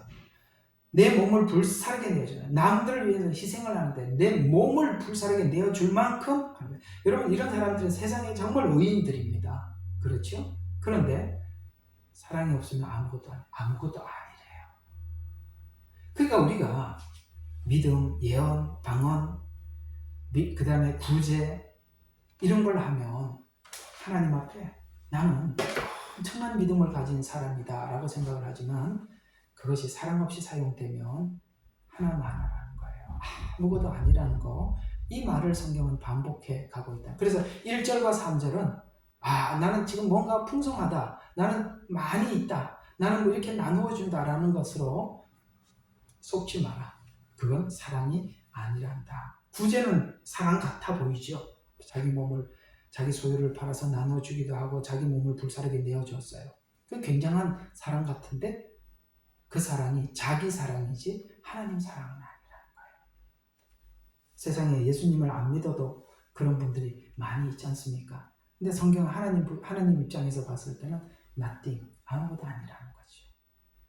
착각하지 말라, 이렇게 얘기하는 것입니다. 자, 또 우리가 좀 더 봐야 될 부분이 뭐냐면, 은사나 예언보다 더 중요한 것은 교회를 세운 목적에 따른 질서 유지입니다. 교회를 하나님께서 어떤 교회를 세울 때마다 그 교회를 세운 하나님의 목적이 있어요. 저도 저희 교회를 세울 때 하나님께서 어디에다가 무슨 일을 위해서 세우라라고 분명히 듣고 와서 이렇게 세우는 겁니다. 세워놓은 거거든요. 그게 하나님이 그 교회를 세운 목적이에요. 그것이 변하지 않아요. 그걸 이루기 위해서 다른 게 동원이 되는 것이에요. 그러려면은 동원이 되는 거니까 각자가 맡은 일을 해야 되죠. 그 질서를 지키는 것이 제일 중요하죠.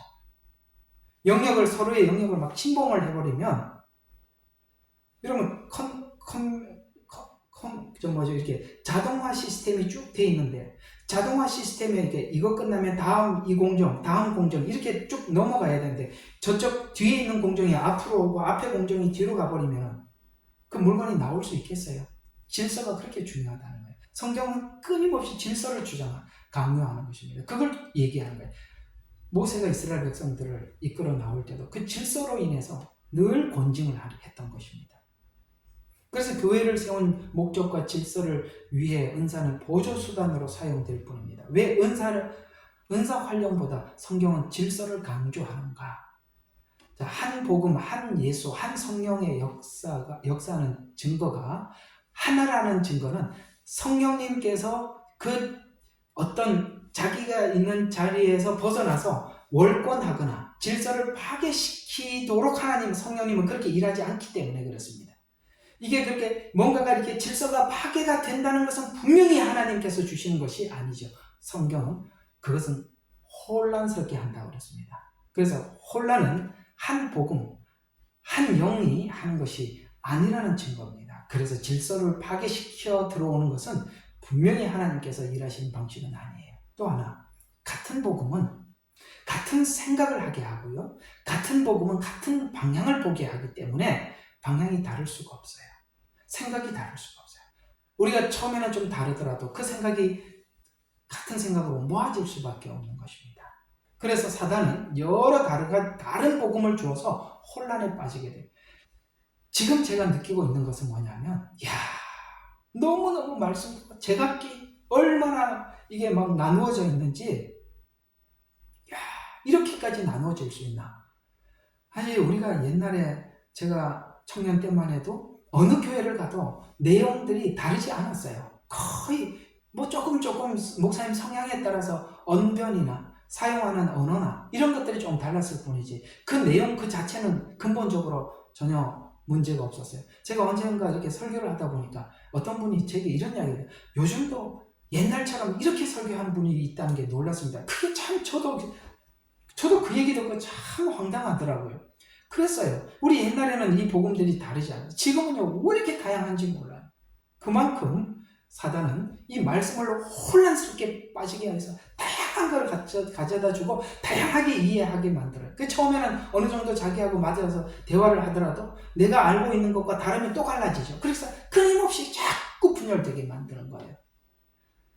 그래서 자기가 알고 있는 것을 고집을 하다 보면 계속 분열돼서 누구 하나도 나하고 맞는 사람을 만날 수가 없어요. 그러나 정직한 마음으로 겸손하면 내가 틀리게 이해하고 있던 것, 잘못 이해하고 있던 것에 대해서 내가 그걸 인정을 하게 되고 그렇게 될 때 우리는 하나님께서 만나게 하시는 분들을 만나게 되게 되고 또 그렇게 서로 연결되어서 함께 하나가 될 수 있는 것입니다. 그래서 또 두 번째, 왜 은사보다 질서를 강조하느냐면 사단은 여러 가지 다른 복음을 주어서 혼란에 빠뜨리기 위해서 특별히 이게 말씀과 은사가 그렇습니다. 이 마지막 때는 신사도주의 이런 것들이 이제 해서 정말 이 은사가 또 한번 사람들이 은사 그러면 벌써부터 막 뒤로 뒷걸음치게 만드는 거예요. 또 말씀 그러면 우리가 말씀에서도 많이 경험했던 것처럼 이 말씀에 대해서도 사람들이 굉장히 마음에 의심이 되는 거예요. 우리 모두 에베소 교인처럼 될 수 있어요. 에베소 교인들은 이런 거짓 사도들을 분견해서 당신이 거짓 사도지 지금 전하는 복음이 그 원래 하나님 예수님께서 주신 복음이 아니잖아 하고 탁탁 구분해냈어요. 그런데 뭘 잊어버렸죠? 사랑을 잃어버렸습니다. 그래서 우리는 그 부분에 대해서 조심하셔야 되는 거예요. 우리가 말씀을 분별해야 돼요. 은사도 분별해야 돼요. 그것만 계속 하다 보면 우리 속에 있는 원래 하나님과 나와의 관계 속에 있던 사랑도 잃어버릴 수가 있다는 거예요. 그걸 유지하면서 하려면 늘 하나님 앞에 치유를 받는 거예요. 저 그래서 치유받는 게 굉장히 중요해 보여요. 우리가 치유를 받지 않고 살면은 점점 우리 마음이 강팍해져 간다는 거 여러분들 공감하셨으면 좋겠습니다. 자, 교만한 고린도 교인들을 향해서 이제 이 바울은 이렇게 권면을 계속해 가고 있어요. 36절과 38절에 보면 이렇게 권면을 해 가고 있는데요. 하나님의 말씀이 너희에게만 나왔느냐? 또 너희에게만 받았느냐? 누구든지 성령의 은사를 받았든지 혹은 예언자라 하든지 스스로 깨닫지 못하거든 무식한 자로 알지어다. 여러분 이게 엉터리 예언을 하고 엉터리 말씀을 전했어요. 그런데 이게 이제 그 사람이 그러니까 이 무식하다고 말한다는 말의 뜻은 우리가 권면을 해도 자기가 옳다고 끝까지 우기는 그런 사람들을 보고 야 그냥 내버려둬라. 그는 그냥 무식한 사람으로 여기고 그냥 내버려둬라. 이렇게 말씀하고 있어요. 우리가 권면을 해봐도 그게 아니지 않습니까? 라고 처음에는 성경대로 표현하자면 한 사람이 말하고 그 다음에 두세 사람이 가서 말하고 나중에는 교회에서 말해서 이방인처럼 여겨라. 이렇게 말씀하신 적이 있는 거 여러분 아시죠? 이렇게 잘못된 것을 자꾸 할 때 권면을 해봐요. 그래도 듣지 않으면 무식한 자로 여겨라 라는 말은 그냥 그 사람을 그냥 내버려 두라는 거예요. 그래서 자기 혼자 떠들게 반응해 주지 말라는 얘기거든요. 그래서 무식한 자로 여겨라. 그 얘기를 아까 너희에게만 말씀이 너희에게만 나왔느냐? 너희만이 받았느냐라고 말하고 있는 이 내용이 뭐냐면은 쭉 성경대로 이렇게 쭉 따라 내려오다 보면 이게 여자들에 대해서 권면하면서 이 여자들에서 너희에게만 나왔느냐? 너희만 받았느냐라고 말을 한 거거든요. 그러니까 37절에 누구든지 그 여자들에게 첫 번째 권면한 것인데 이제 37절에 가보니까 이렇게 얘기합니다. 누구든지 자신을 선지자나 또 하나는 영적인 사람으로 생각하고 있는 사람이 있다면 이렇게 얘기해서 누구든지로 넘어가는 거예요. 이해가 가요? 처음에는 이게 너희만 받았느냐라고 말하는 대상이 원래는 여자들을 향해서 외쳤던 이야기예요. 그런데 그 이야기가 좀 더 넘어와서는 누구든지로 가서 그 누구든지는 누구냐? 자기가 나는 선지자다라고 생각하고 있는 사람이나 나는 굉장히 영적인 사람이다 라고 생각하고 있는 사람들, 그런 사람들은 이렇게 이야기하고 있습니다. 내가 너희에게 쓴 글들은 주의 명령이다. 여러분, 우리가 나는 사도입니다. 나는 선지자입니다. 나는 굉장히 영적인 사람입니다. 나는 하나님의 음성을 다 듣고 있어요. 라고 하는 사람들을 권면을 하라. 질서를 파괴하고 들어와서 혼란스럽게 만들고 있는 거거든요. 그런데 그런 사람들에 대해서 제가 이게 단호해야 되는 이유가 여기서 이런 말씀을 하고 있어요. 내가 너희에게 쓰는 글들은 주의 명령이다. 이거는요 그냥 이렇게 이해하고 감싸줄 이야기가 아니라니까요. 혼란스럽게 하는 자들을 여러분 갈라디아서 너희 스스로 배워버려라. 끊어라. 그 관계를 끊어라. 이건 주의 명령이다. 이거 권면인 정도가 아니라 이거는 반드시 해야 되는 것이다. 이렇게 말씀하고. 왜요? 왜 이렇게 성경은 명령이라고 하고 너희 스스로 끊으라고 하죠? 그 교회와 공동체를 보호하기 위함입니다. 이게요. 자기가 선지자다고 생각하고 영적이라고 생각하고 있는 이 교만은요. 이거는 하나님이 해결해야지. 우리가 권면해서 할 수 있는 부분이 아니에요. 정말 무서운 거거든요. 혹시 여기 듣는 분들 중에 나는 선지자다. 나는 영적인 사람이다. 이렇게 생각하고 계시는 분 있나요? 큰일 날 일입니다. 사단은 다 엉터리야. 네가 오라. 내가 너희한테 계속 가르쳐 줄게. 그리고 하는 말들이 누구도 수용할 수 없는 막 질서를 깨트리고 들어와서 이렇게 하다는 거. 그건 주의 명령입니다. 반드시 해결해야 한다. 그래서 32절과 34절에 계속 이렇게 복종해라. 그에게 명령으로 복종해라 라고 이야기하고 37절에는 명령이다 이렇게 이야기할 만큼 성경은 보통 이런 말들을 잘 안 씁니다. 그러나 이 부분을 이렇게까지 지적을 하고 있는 걸 보면 이 문제가 쉬운 문제가 아니고 이거는 굉장히 심각한 문제임을 성경은 이 말로 합니다. 그래서 여기 이제 38절 누가 무지하면 무지한 대로 내버려둬라. 그렇게 권면해도 안 들으면 내버려둬라. 이 권면을 했을 때 알아듣지 못하거든. 그냥 당신 혼자 하는 말이다. 그래서 반응하지 말라. 혼자 하는 말로 여겨라. 이런 말이 되는 것입니다.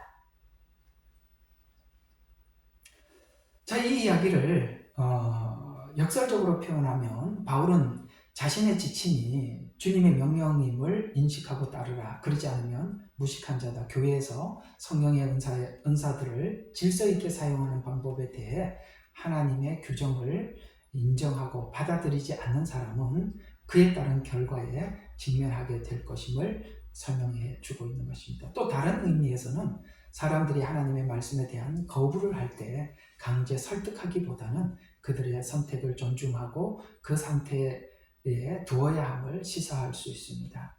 그래서 이 구절은 또한 교회 리더십과 권위에 대한 순응을 강조하면서 교회 지도자들과 성도들이 성경적 권위에 굴복하고 그 가르침을 따르는 것이 얼마나 중요한지를 우리에게 설명해 주고 있습니다. 만약에 누군가가 이러한 권위를 인정하지 않거나 따르려 하지 않는다면 그 사람은 교회 공동체 질서에 따르지 않는 사람으로 봐서 교회에서 주어진 그 사람들의 위치와 역할에 대해서 제고해야 한다. 그 사람에게 맡겨진 일들에 대해서 제고해서 그에게 아무 일도 맡기지 말고 그냥 그가 맡겨진 일들을 이렇게 제고하고 해결해라. 명령이다. 이렇게 말씀을 하고 있습니다. 자, 이제 오늘 마지막 세 번째 시간으로 이 예언의 은사를 정리해서 압축해서 여러분들에게 정리해서 마치면, 자, 첫 번째로는 예언은 중요합니다. 필요합니다. 왜냐하면 교회가 예언을 통해서 세워지거든요. 또 사람들이 격려를 받거든요. 그러니 이 예언은 참 중요해요. 그러나 이 예언을 하는 사람이나 또 설교자들도 마찬가지예요. 설교와 예언을 같이 묶어놓고 오늘 설명을 했습니다. 같은 성향을 가지고 있기 때문에 그렇습니다. 그러나 이 예언이 귀한 만큼 그것이 세워지기까지는 배워야 한다. 배워야 한다. 그래서 제재를 받아야 된다. 이 말이에요. 누군가로부터 제재를 받고 곧 교정도 배워야 하고 어떻게 사용해야 하는지 그걸 배워야 한다. 또 방언도 그렇습니다. 방언 말하는 것을 금하지 말라라고 하고 있습니다. 왜냐하면 이것은 교회 유익보다는 개인의 유익이 되기 때문에 그렇습니다.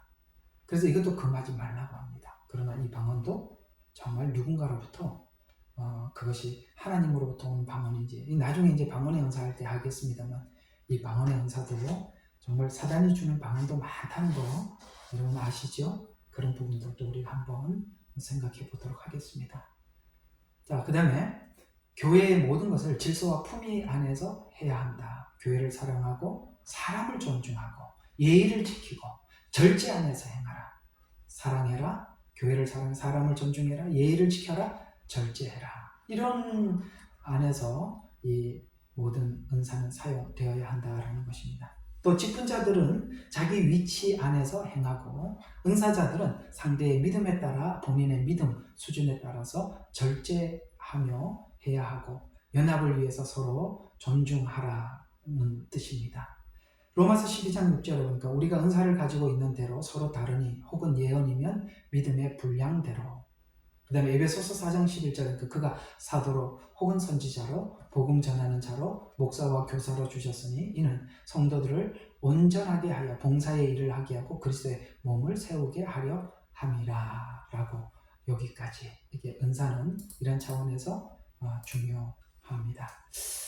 자, 세 번이니까 총 4시간 반 정도 우리가 예언의 은사에만 좀 매달렸습니다. 매달린 이유는 예언의 은사가 참 소중해요. 정말 필요해요. 정말 낙심하고 쓰러져 있는 사람들에게는 이 예언의 은사가 참 큰 힘이 되고 격려가 되고 더 이상 우리가 미끄러지지 않도록 붙잡아주는 정말 귀한 은사입니다. 마치 병원으로 말하면 응급실과 같아요. 다 죽어가는 사람을 살리는 게 예언의 은사거든요. 그게 중요한 만큼 사단도 여기에 엄청난 틈을 탄다는 걸 아셔야 되는 것입니다. 누구 때문에 그렇게 하느냐? 분명히 은사의 수혜를 받는 사람은 아무 무방비 상태에서 받겠죠. 그가 무슨 예언의 은사에 대한 그게 지식이나 뭐가 있겠습니까? 대략 누구를 공격하느냐면은 예언의 은사를 쓰는 사람, 또 말씀을 전한다면은 말씀을 전하는 사람을 쓰겠죠. 지금까지 여러분들에게 말씀을 드렸다시피 우리가 하나님 앞에 이런 모든 은사나 혹은 하나님의 말씀을 전하는 것을 온전히 하게 하기 위해서는 그 사람은 하나님과 자기 관계 속에서 늘 사람으로부터 상처를 받을 수 있어요. 그 치유가 필요해요. 치유가 필요해요. 굉장히 중요한 이야기입니다. 치유가 필요해요. 자기 마음의 상처가 다 치유가 되어서 사람에 대한 편견이 없어야 되는 거예요.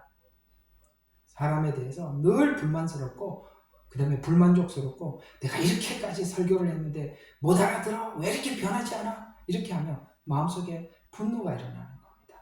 그러면은 설교가 자기 속에 있는 분노가 거기서 섞여서 계속 전달되게 되죠. 예언의 은사도 그래요. 내가 저번에 예언을 해줬는데 말이야. 그걸 안 했단 말이야. 그걸 따르지 않았단 말이야. 이렇게 하면 또 그것이 또 이상하게 나간다는 거예요. 이해가 가십니까? 이 메신저들이 그걸 잘해야 되는 거예요. 근데 여러분들은 그걸 지금 말씀을 전하는 사람을 통해서 말씀을 전해 듣기도 하고 예언을 듣는 입장 아니겠어요? 근데 여러분들은 굉장히 불안하죠. 분별을 해야 되는데. 분별을 해야 되는데. 저게 과연 하나님 주신 말씀 그대로 해석하고 있는 건가? 아니면 저 사람이 진짜 하나님 주신 말씀을 나에게 정직하게 전달하고 있는 건가에 대한 그런 사람들, 말씀을 전하거나 예언을 받은 사람들에 대한 상처들이 마음속에 있어요. 그러니까 지금 이게 하나님으로부터 온 건지에 대한 그런 의심이 들 때 오늘 제가 그나마 여러분들에게 이런 관점에서 봐야 합니다 라고 3시간에 걸쳐서 여러분에게 말씀을 드렸죠. 어떤 열매를 맺는지 기다려라. 열매가 그 나무가 무엇인지를 증명하는 것이다. 저번 주에 여러분들이 강조했던 부분이라고 여겨집니다. 오늘은 여기까지 하고, 자, 다음 주부터는 여러분들과 함께 능력 행감과 기적의 은사. 요즘 이제 신사도들이 막 등장을 하고 막 세상에 여기저기서 뭐 이런저런 소문도 들리고 그러지요. 그런 사람들 우리가 어떻게 볼 것인가? 왜 하나님께서는 능력을 행하시고 기적을 통해서 뭘 하려고 하는 건가? 성경은 어떤 방향에서 어떤 목적에서 이 일을 하시는가? 우리가 알고 나면 누가 그 일을 하고 있는지 그것도 볼 수 있습니다. 사실 우리가 말씀을 정확히 이해하고 나면 그런 분별들은 우리가 분별들을 하는 시각이 생기게 되리라 믿습니다. 토요 성경 공부 참여하는 여러분들에게 하나님의 이런 은혜가 함께 하기를 기도합니다. 기도하겠습니다. 하나님 고맙고 감사합니다. 예언의 은사를 4시간 반이라는 긴 시간을 통해서 분야별로 나누면서 우리가 함께 전했습니다. 우리 속에 믿음의 아버지는 의심이 없게 해주시고 하나님을 향한 믿음의 의심이 없게 해주시고 사람을 향한 편견이 사라질 수 있도록 하나님과 이 문제를 해결하도록 도와주셔서 우리가 메신저가 되더라도 아버지 자기 편견 속에서 아버지 하나님 메신저가 되지 않도록 도와주시옵소서. 설교자나 예언자들은 다 하나님의 말씀을 받아서 전달하는 하나님 귀한 사역을 부르심을 입은 자들인데 아버지 하나님 우리가 그것을 잘못 사용했을 때 오늘 에스겔서 13장에서 보았던 것처럼 악인에게는 자유를 주고 의인에게는 슬픔과 고통을 안겨줄 수 있는 이 거짓된 예언 아버지 하나님 우리의 주변에 얼마든지 있을 수 있음을 우리가 기억하고 분별할 수 있도록 도와주시옵소서. 분별할 수 있는 눈을 하나님께서 장착하여 주실 줄 믿습니다. 우리 구원하신 예수 그리스도의 이름으로 기도드렸습니다. 아멘. 감사합니다. 오늘도 들어주셔서 감사합니다.